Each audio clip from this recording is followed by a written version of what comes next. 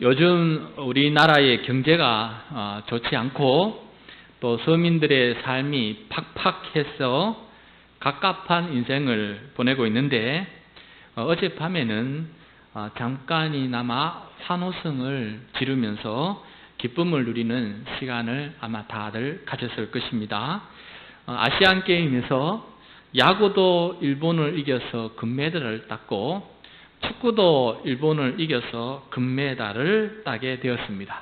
특히 축구는 연장전까지 가면서 2대1로 한 골 차로 이기기까지 참 힘들게 싸웠고 최선을 다해 싸우는 선수들의 그 모습을 보자니 감동이 되기도 하였습니다. 이번에 금메달로 인해서 손흥민 선수가 군대에 가지 않아도 된다는 것이 전 세계적으로 큰 뉴스로 이렇게 떠도는 것을 보게 되었습니다. 여러분, 어제 설교를 제가 준비를 하다가 마음은 축구 경기에 가 있고 몸은 컴퓨터 앞에서 이제 설교를 준비하고 있었습니다. 그런데 소식이 없어서 결국 연장전까지 들어가자 내 힘도 보태야 되겠다 하는 마음이 생겨서 설교 준비를 그만하고 이 TV 앞에 가게 되었습니다. 어젯밤에는 온 국민은 아니지만은 대부분의 국민이 TV 앞에서 모여서 집중하면서 온 국민의 염원이 거기에 담겨서 제발 이겨달라. 정말 좀 제발 이겨서 다른 나라도 아니고 일본인데 좀 제발 이겨달라 하는 그런 마음이 우리 마음에 가득 차지 않았을까 하는 생각을 하게 되었습니다. 그래서 설교를 준비하다가 서두를 무엇으로 시작할까 고민을 하는 차에 축구 경기로 시작하는 게 좋겠다 하는 생각을 하게 되었습니다. 왜냐하면은 오늘 본문 말씀은 온 국민을 움직인 그런 사건이 나오고 있습니다. 온 국민이 TV 앞에서 모여들어서 그것을 바라보았던 것처럼 오늘 본문 말씀도 유다와 예루살렘 전체 백성들이 한 곳에 모여서 한 사람을 바라보는 그런 이야기를 우리들에게 보여주고 있는 긴장감이 넘치는 그런 이야기가 오늘 말씀이 되겠습니다. 그것은 다름 아니라 나라가 위태로운 상황에 왕이 온 백성을 성전으로 불러 모은 이야기입니다. 요시야 왕이었는데 요시야 왕은 유다와 예루살렘의 모든 장로, 제사장, 선지자들 그리고 주민들을 성전으로 모이게, 성전으로 집결하게 하였습니다.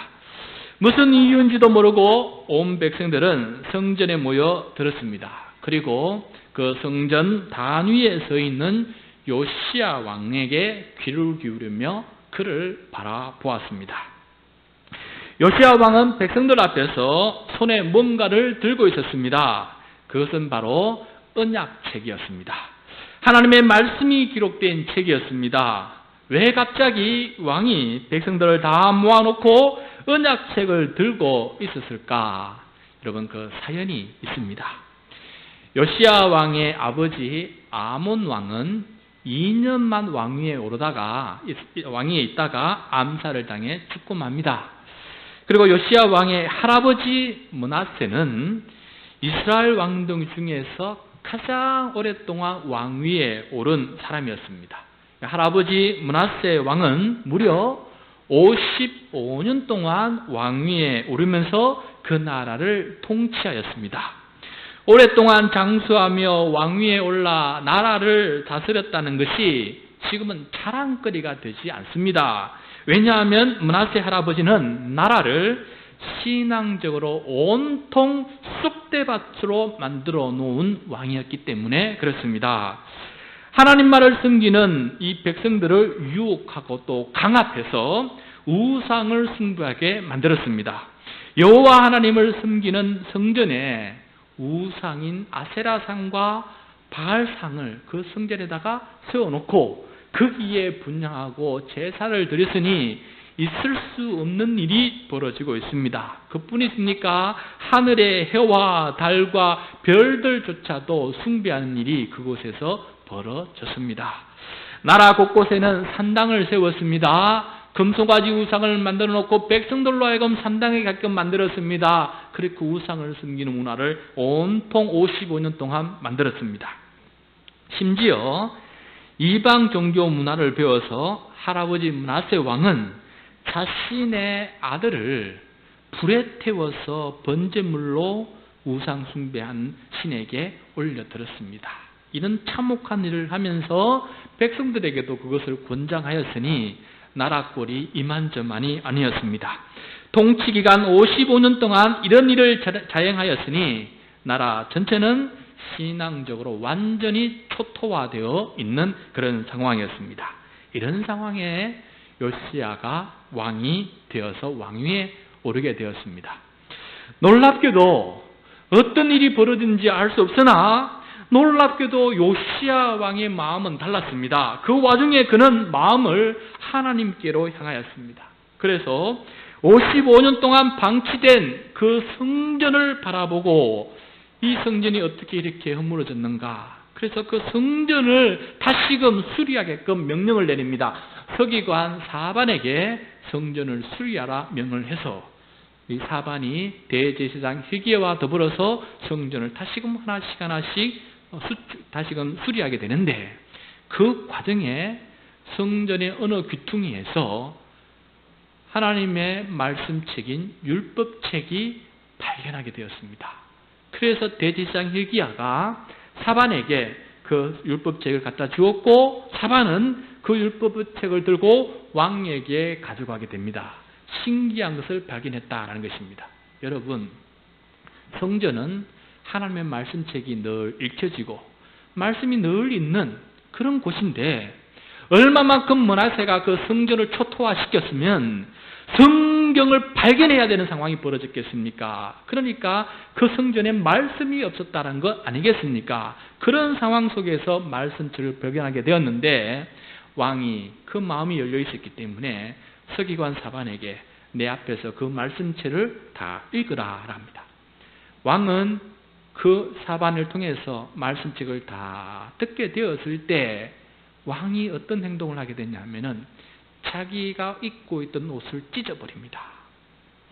여러분, 왕이 성경 말씀을 읽고 옷을 찢었다라는 것은 마음을 찢는 회개를 뜻합니다.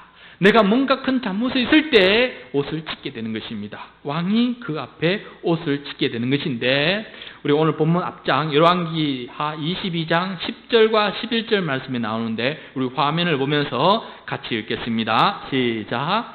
또 서기관 사반이 왕에게 말하여 이르되 제사장 hil기야가 내게 책을 주더이다 하고 사반이 왕 앞에서 읽음에 왕이 율법책의 말씀을 듣자 곧 그의 옷을 찢으니라. 이 요시야 왕이 하나님의 말씀을 듣고 옷을 찢는데 그 찢은 이유는 할아버지 므낫세 왕이 한 그 모든 행동으로 말미암아 우리 온 백성이 하나님 앞에 큰 죄를 지었고 그래서 하나님의 진노가 임하게 되어서 이 나라가 멸망하게 되었다라는 것을 깨닫게 되었기 때문입니다. 이 율법책의 발견으로부터 요시야 왕은 완전히 새로운 인생을 본격적으로 살아가게 됩니다. 왜냐하면 요시야 왕은 율법책을 통해서 하나님을 깊이 만났기 때문입니다. 율법책을 통해서 자신의 죄와 백성의 죄를 깊이 깨닫게 되었기 때문입니다. 요시야 왕을 새롭게 만든 것은 바로 하나님의 말씀이었습니다. 여러분, 우리가 하반기에 하나님의 말씀을 처음부터 끝까지 읽으려고 합니다. 그런데 중요한 것은 말씀을 읽는 게 중요한 것도 있지만은 궁극적인 목적은 말씀을 읽어 나가면서 우리의 가슴에 옷을 찢는 것입니다. 그것이 일어날 때 하나님을 만나게 되고 그것이 일어날 때 우리의 인생이 변화되고 하나님 앞에 온전한 사람으로 거듭나게 되는 것입니다. 말씀을 나는 10도겠다, 20도겠다, 30도겠다 그게 잘한 것이 아니라 네가 얼마만큼 하나님의 말씀을 읽으면서 가슴을 찢었느냐 이것을 지금 우리가 깨닫게 되는 것입니다. 요시야 왕은 한 번 읽었는데 가슴을 찢었고 하나님 앞에 온전히 거듭났다라는 것을 우리가 유심히 들어야 되겠습니다. 요시야 왕은 성전에서 발견한 이 율법책의 말씀을 혼자 들을 수가 없었습니다. 그렇습니다. 하나님의 말씀을 깊이 만난 사람은 이 말씀을 혼자 읽을 수가 없습니다. 많은 사람들에게 이 말씀을 읽혀주고 싶은 마음이 생길 수밖에 없습니다. 그래서 요시야 왕이 온 나라 백성들을 하나님 그 성전을 모이게 했습니다. 자신을 바라보게 했습니다. 아니, 자신을 바라본 게 한 것이 아니라 자신의 손에 들고 있는 율법책을 바라보게 만들었습니다. 요시야 왕은 온 백성 앞에서 단 위에 섰습니다. 발견한 율법책을 들고 있었습니다. 그런데 오늘 본문 말씀은 이 율법책을 언약책이라고 그 이름을 바꾸어서 달리 부르고 있는 것을 보게 됩니다. 오늘 본문 말씀 2절 말씀 같이 읽겠습니다. 이에 왕이 여호와의 성전에 올라가매 유다 모든 사람과 예루살렘 주민과 제사장들과 선지자들과 모든 백성이 노소를 막론하고 다 왕과 함께 한지라. 왕이 여호와의 성전 안에서 발견한 언약책의 모든 말씀을 읽어 무리의 귀에 들리고. 자, 요시야는 처음에는 율법책이라고 불렀는데 오늘은 언약책이라고 부르고 있습니다. 율법이라는 것은 하나님께서 주신 법을 말합니다. 그러나 언약책이라는 것은 그 법의 기초에서 하나님과 나와 인격적인 관계를 맺고 뭔가 약속을 만들어서 그 약속을 지킨다는 의미가 담겨져 있는 것이 바로 언약책입니다. 그래서 하나님의 율법책은 그냥 듣는 것으로 끝나지만은 하나님의 언약책은 언약의 관계 속에 내가 들어가야 된다라는 것을 지금 말씀해 주고 있는 것입니다. 이름조차도 그 뜻을 우리에게 넌지시 알려주고 있습니다. 요시야 왕은 백성들에게 언약책의 말씀을 다 읽어주고는 거기서 끝내지 않았습니다. 이어서 언약식으로 백성들을 초대하였습니다. 여러분, 이 언약식이 어떻게 진행되었을까요? 참 간단합니다. 3절 말씀 우리 같이 읽겠습니다. 시작.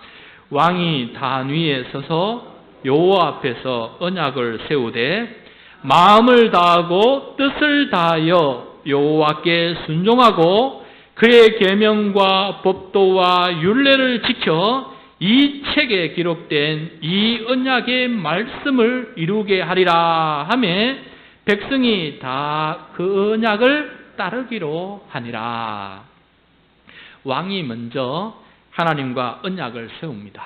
내가 마음을 다하고 자기에게 찢었던 그 가슴의 마음을 다하고 또 뜻을 다해서 여호와께 순종하겠노라고. 그리고 그 구체적인 순종의 방법은 그가 말씀하신 계명과 법도와 율례를 지켜나감으로 순종하고 이 책에 기록된 이 언약의 말씀을 내가 다 이루는 언약의 당사자가 되리라 라고 맹세를 합니다.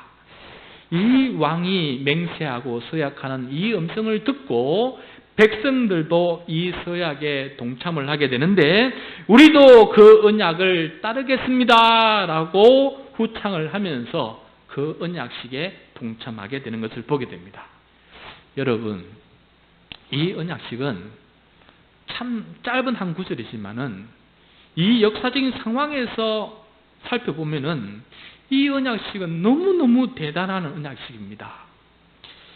그동안 55년을 넘게 다양한 우상을 섬겼던 백성들의 이 삶의 강줄기를 완전히 바꾸는 그런 위대한 사건입니다. 왕은 온 백성들의 관심을 집중시켜서 그 시선의 방향을 다른 곳으로 돌립니다. 우상을 향했던 그 시선을 하나님께로 돌리게 만드는 일이 지금 벌어지고 있는 것입니다. 여러분, 우리가 믿는 하나님은 어떤 분이십니까? 이스라엘의 하나님 여호와는 이스라엘을 애굽의 종살이에서 구원하여 주신 하나님이십니다. 그리고 살아갈 땅이 없었던 그들에게 젖과 꿀이 흐르는 땅을 주신 하나님이십니다. 광야 40년 동안 만나와 메추기로 먹이신 분이시고 낮에는 구름 기둥으로 밤에는 불기둥으로 인도해 주신 분이 바로 우리 하나님이십니다. 젖과 꿀이 흐르는 땅, 이 약속의 땅에 살고 있는 7 족속들, 이스라엘보다 더 강대하고 힘있는 이들을 하나님께서는 전부 다 이기게 하셔서 그 땅을 차지하게끔 승리를 가져다 주신 분이 바로 여호와 하나님이십니다. 그러므로 이스라엘은 하나님만을 섬기며 살아가는 백성이 되겠노라고 하나님과 언약을 맺었습니다. 그런데 그들은 그 하나님을 배신하고 그 언약을 떠나서 자신을 구원하지도 않는 우상에게, 자신에게 땅을 주지도 않은 우상에게, 자신에게 승리를 주지도 않은 그 우상을 따라 살아가는 사람으로 변해 있습니다. 하나님보다 바알과 아세라 우상을 더 잘 섬기는 배은망덕한 백성으로 변질되어 있었던 것입니다. 이러한 백성들의 마음을 다시금 하나님께로 돌린 왕이 바로 요시야 왕이었습니다. 그리고 언약으로 초대하고 약속을 받아냅니다. 맹세를 받아냅니다. 너무나 힘들고 어려운 이 일을 요시야 왕이 지금 해내고 있습니다. 이 말씀을 읽다가 예수님이 생각났습니다. 요시야 왕은 예수님을 예표하는 그런 사람입니다. 다시 말해서 이 요시야 왕의 모습은 예수 그리스도께서 죄인들을 하나님께로 인도하는 모습을 넌지시 보여주고 있습니다. 지금으로부터 약 2000년 전 예수님은 죄악이 가득한 이스라엘 땅에 오셨습니다. 그는 근본 하나님이셨지만은 육신의 몸을 입고 이 땅에 오셨습니다. 그리고 십자가에서 죽기까지 하나님만을 사랑하셨고, 죄악 중에 있는 하나님의 백성들의 죄를 용서해 주기 위해서 십자가에서 그가 돌아가셨습니다. 자신이 백성들을 대신하여 십자가를 지심으로 백성의 죄값을 자신이 대신 치러주셨습니다. 그래서 우리는 다시금 값없이 은혜로 하나님께로 돌아올 수 있게 되었습니다. 다시금 우리는 하나님의 자녀가 되고 또 하나님은 우리의 아버지가 되어주셨습니다. 인간의 노력이 아니라 하나님의 전적인 사랑으로 인해 하나님과의 언약 관계가 회복이 되었습니다. 요시야 왕이 주도한 언약 관계는 또 무너질 수 있는 언약이었지만은 예수 그리스도께서 주도하신 언약 관계는 또 무너지지 않는 영원한 언약입니다. 왜냐하면 이 언약 관계는 전적으로 하나님께서 붙들고 계시는 언약이기 때문입니다. 요시야 왕의 언약은 내가 하나님의 손을 잡고 있는 언약 관계라면은 예수 그리스도께서 맺으신 이 언약은 하나님께서 나의 손을 잡고 있는 언약 관계이기 때문에 이 언약은 새로운 언약이다. 그러므로 하나님께서 놓지 않는 이상 놓아지지 않는, 깨어지지 아니하는 언약 관계다라고 말씀하고 있습니다. 그러므로 이 언약은 돌판에 새겨진 언약이 아니라 우리의 가슴판에 새겨진 언약이고 예수님의 보혈의 피로 새겨주신 하나님의 사랑의 언약의 관계입니다. 그러므로 이 놀라운 언약을 베풀어 주신 우리 주 예수 그리스도께 감사하며 사는 것이 우리들의 신앙의 모습이 아니겠습니까? 주 예수 그리스도께 감사하며 살아가는 우리 모든 성도가 되시기를 축복합니다. 저는 말씀을 준비하면서 오늘 말씀 3절의 장면이 크게 와 닿았습니다. 요시야 왕이 언약을 세우는 장면인데 최초의 언약은 이미 모세가 시내산에서 하나님의 말씀을 받았을 때 그때 최초의 언약을 이미 세웠습니다. 그러므로 이번에 세우는 언약은 언약 갱신에 해당이 됩니다. 요시야 왕은 하나님의 말씀을 율법으로 들었을 때는 자신의 옷을 찢는 회개를 하였지만은 이번에 언약의 말씀에 들어갔을 때에는 하나님과 언약을 갱신합니다. 회개의 수준을 넘어서 하나님의 말씀을 준행하는 사람으로 변하겠다고 약속을 하는 것입니다. 말씀 경청과 언약 갱신은 모두 말씀을 대하는 태도이지만은 수준이 다릅니다. 말씀 경청은 그저 들어주는 것으로 끝나는 느낌이 있습니다. 그러나 언약 갱신은 말씀을 경청하는 수준에서 끝나는 것이 아니라 자기 자신을 개입시키는 수준으로 나아갑니다. 내가 말씀을 듣고 끝내는 것이 아니라 내 삶 속에서 그 말씀을 준행하겠다고 약속하는 것입니다.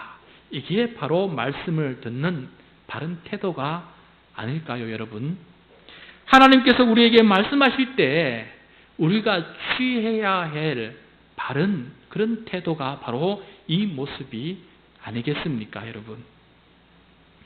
요시야 왕과 백성들은 언약을 하였기에 언약한 대로 순종하는 모습을 보여주고 있습니다. 놀랍습니다. 어떻게 이런 일이 일어날까? 한 구절 한 구절 읽노라면은 이거는 천지개벽하는 그런 놀라운 새 역사입니다. 그 중에 4절과 5절 두 절만 함께 보도록 하겠습니다. 4절과 5절. 왕이 대제사장 hil기야와 모든 부제사장들과 문을 지킨 자들에게 명령하여 바알과 아세라와 하늘의 일월 성신을 위하여 만든 모든 그릇을 여호와의 성전에서 내다가 예루살렘 바깥 기드론 밭에서 불사르고 그것들의 죄를 베델로 가져가게 하고, 옛적에 유다 왕들이 세워서 유다 모든 성읍과 예루살렘 주위의 상단들에서 분향하며 우상을 섬기게 한 제사장들을 폐하며, 또 바알과 해와 달과 별대와 하늘의 모든 별에게 분향하는 자들을 폐하고, 말씀은 지금 계속해서 이어집니다. 성전 개혁이 이어지고, 그 다음에는 유다 전체가 개혁이 일어나고, 그 다음에는 북이스라엘 전체 개혁이 일어나고, 그 다음에는 온 백성이 모여서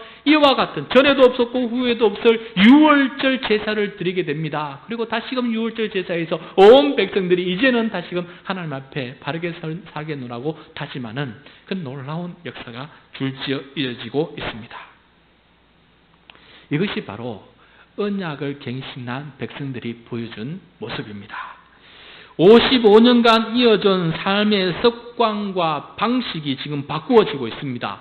변화가 지금 일어나고 있습니다. 사람이 변한다는 것은 쉽지 않은데, 습관과 문화가 바뀐다는 것은 쉽지 않은데, 게다가 한 인간이 변한다는 것도 얼마나 힘들고 어려운데, 나라 전체가 지금 바뀐다는 것은 정말 쉽지 않은 일, 그 쉽지 않은 그 일이 지금 일어나고 있는 것입니다.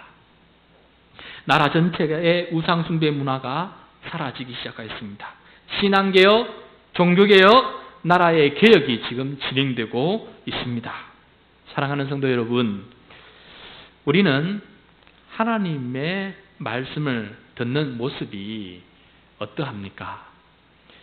사람들이 가장 듣기 싫어하는 것이 부모님의 잔소리고, 또 가장 듣기 싫어하는 것이 아내의 바가지 긁는 소리라고 합니다. 언제부터인가 하나님의 말씀을 부모님의 잔소리처럼 듣고 있지 않습니까? 언제부터인가 하나님의 말씀을 아내의 바가지 긁는 소리처럼 듣고 있지 않습니까? 하나님의 말씀은 늘 반복되는 교육입니다.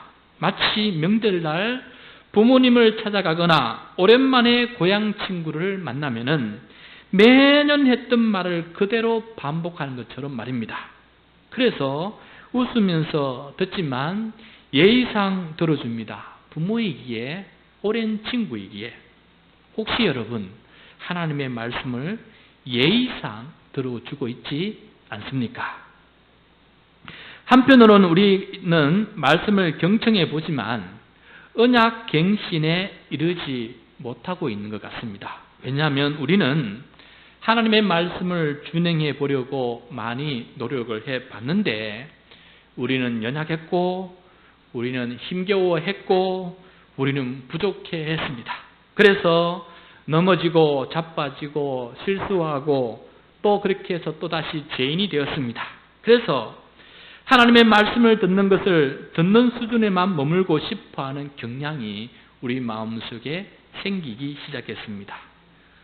연약하니까, 그리고 힘겨우니까, 그리고 부족하니까, 넘어지니까, 실수하니까 차라리 듣는 수준에만 머물러 있으려고 하는 것이 우리들의 상처가 아닌가 하는 생각을 하게 되었습니다. 이러한 모습이 우리의 모습이라면 우리에게 필요한 것은 하나님의 은혜입니다. 저는 확신합니다. 요시야 왕이 불러 모은 백성들은 그 신앙적인 수준이 우리보다 훨씬 못하는 사람들이었을 것입니다. 55년 동안 바알과 아세라를 섬겨온 사람들입니다. 하나님의 말씀도 듣지 못해서 율법책을 성전 수리하다가 발견할 정도의 하나님의 말씀에 거의 문맹 수준으로 살아왔던 사람입니다. 그만큼 하나님의 말씀은 듣기 힘든 시대에 살아온 그런 백성들이기 때문에 그 신앙적인 수준이 분명 우리보다 더 떨어져 있을 것입니다. 우리보다 저 절반의 절반 정도도 되지 않았을 것입니다. 온통 우상 숭배로 물들어 있던 그들이 어떻게 하나님과 언약을 갱신하고 또 어떻게 언약을 강하게 실천해 나갈 수 있는 그런 왕과 백성이 되었을까요? 그냥 보면은 믿겨지지가 않습니다. 솔직히 저도 믿겨지지가 않습니다. 거의 불가능한 일이 일어났기 때문에 저에게는 답이 한 가지뿐입니다. 하나님의 은혜 아니면 불가능하다라는 것입니다. 성령님의 강권적인 역사 아니고는 이런 일이 일어날 수 없다라는 것이 제 결론입니다. 그들은 예수님께서 만나 주신 38년 된 병자와 같았습니다. 베데스다 연못가에 이 병자는 38년 동안 누워 있었습니다. 천사가 내려와서 물을 휘저으면은 가장 먼저 그 물에 들어간 사람은 병이 난다는 미신이 있었습니다. 이 미신을 믿고 그 물에 들어가려고 베데스다 연못가에 38년을 기다리고 있었습니다. 그런데 물이 동하고 나면은 자기가 뛰어갈 수가 없습니다. 자기는 누워있기 때문에 움직일 수가 없습니다. 그렇다고 누가 자기를 들어서 거기에다 던져 넣어주는 사람도 없었습니다. 그러니까 38년 동안 거기에 계속 미신을 믿고 서 있는 거 아니겠습니까? 그런데 예수님께서 그를 찾아갔습니다. 그 38년 된 병자를 찾아갔습니다. 그가 예수님께서 그에게 명령을 합니다. 자리에서 일어나 걸어라. 예수님의 말씀을 믿음으로 받아들인 이 사람은 그 자리에서 일어났습니다. 그랬더니 정말 자신이 일어난 것입니다. 그래서 그는 그 물에 들어갈 필요도 없게 되었습니다. 자신을 데려다 줄 사람도 필요 없게 되었습니다. 온전한 사람으로 회복되었습니다. 이처럼 55년 동안 우상을 섬겼던 므낫세 왕의 손자 요시야 왕이 갑자기 하나님을 섬기는 사람으로 변화된 것, 55년 동안 우상을 섬겼던 백성들이 갑자기 언약책의 말씀을 듣고 언약의 갱신을 하게 되어서 삶이 바뀌게 된 것, 이것은 하나님의 은혜의 기적적인 역사 아니고는 무엇으로 여러분 설명할 수 있겠습니까? 우리가 있는 요한기 2하의 말씀에는 아무런 설명이 없습니다. 하나님의 역사 외에는 설명할 길이 없습니다. 저는 오늘 설교 제목을 말씀 경청에서 언약 갱신으로라고 제목을 붙여보았습니다. 설교나 말씀 묵상이 말씀 경청의 사건에만 머무는 것이 아니라 언약 갱신의 사건으로 우리가 받아들여져야 할 것입니다. 그렇게 되려면은 하나님의 은혜, 예수님의 사랑, 성령님의 역사가 있음을 믿어야 가능한 일입니다. 나 같은 죄인을 자녀 삼아주신 하나님의 은혜를 깊이 깨닫을 때 자신의 가슴을 찢어지는 회개를 하게 되고, 그때서야 나를 구원해 주시고 진노밖에 없는 나 자신의 모습을 하나님의 자녀로 삼아주신 그 크신 하나님의 사랑이 느껴져서 하나님 앞에 온전한 모습으로 내가 결단하고 설 수 있는 힘과 용기가 내 마음속에 생기는 것 아니겠습니까? 나를 위해서 대신 죽으신 예수 그리스도가 십자가에서 피 흘리신 그 예수님이 나의 구주로 영접될 때, 주님은 나의 구주입니다고 영접될 때 그 보혈의 피가 우리의 가슴에 흐르지 않겠습니까? 그때서야 우리는 주님의 보혈의 피가 나의 온몸을 적시는데 내가 주님의 제자가 되겠습니다라는 위대한 결단을 할 수 있는 용기가 우리 마음속에 생기지 아니하겠습니까? 성령님께서 지금도 예수님을 무덤에서 부활하시는 그 성령님의 능력이 지금도 내 마음속에 역사하고 계신다는 것이 믿겨질 때, 그것을 신뢰하게 될 때 나는 내 힘으로 살 것이 아니라 성령의 능력으로 사는 것입니다 라고 말하면서 주님 앞에 고백하며 성령을 의지하면서 새 사람으로 변하는 그런 역사가 내 삶 속에 일어나지 않겠습니까? 의인은 이러한 믿음으로 말미암아 사는 사람입니다. 여러분, 우리 모두 다 참된 의인이 될 수 있기를 축복합니다. 요시야 왕과 그의 백성이 하나님의 말씀을 듣고 언약 갱신을 통해 새롭게 바뀐 삶을 살아갈 수 있었듯이 우리 믿음의 공동체도 하나님의 말씀으로 거룩한 삶을 살아가는 언약의 공동체가 될 수 있기를 축복합니다.